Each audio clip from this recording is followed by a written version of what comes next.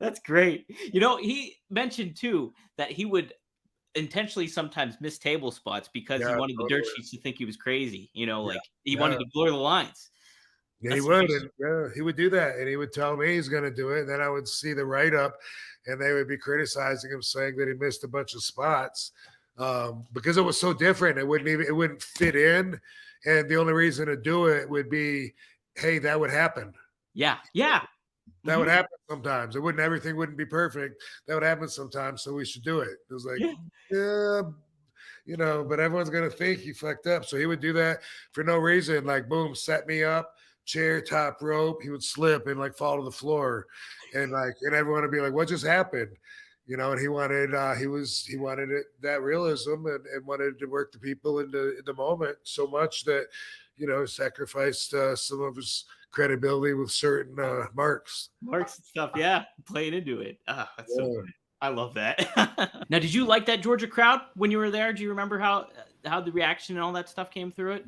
Um, yes. I mean, I don't remember specifically the anything that night, but I mean, that was not new to me. I had been through Georgia, and I think I wrestled in every town in Georgia, prior to this. I came to, let me see, 91,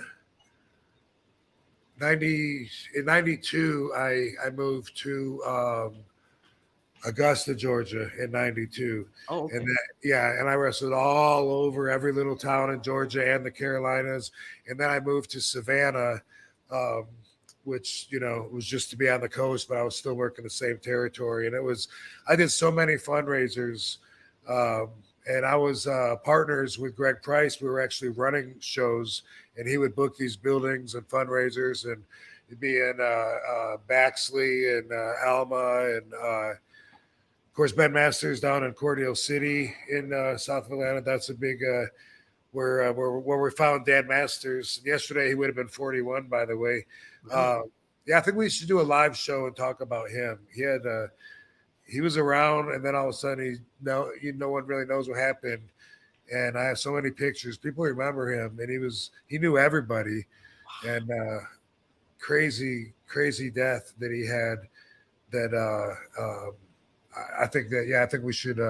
Sometime I'll talk to you about that. But Yeah, maybe, yeah, I want to do a show on him. But definitely fill me in on it because I'd love to do something like that for sure. so he was from Americus, Georgia, which was right down there by Cordell City. But yeah, dude, I ran like that was Valparaiso. No, that's Indiana. What was it Valdosta, Georgia?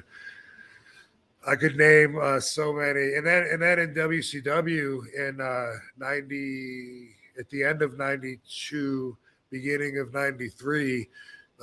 Again, that was Georgia again. Hitting all those same towns that I had hit, going up as high as Tennessee and stuff like that. But a lot of Georgia and the Carolinas and things that were 300-mile radius of Atlanta. Well, I think Paulie too.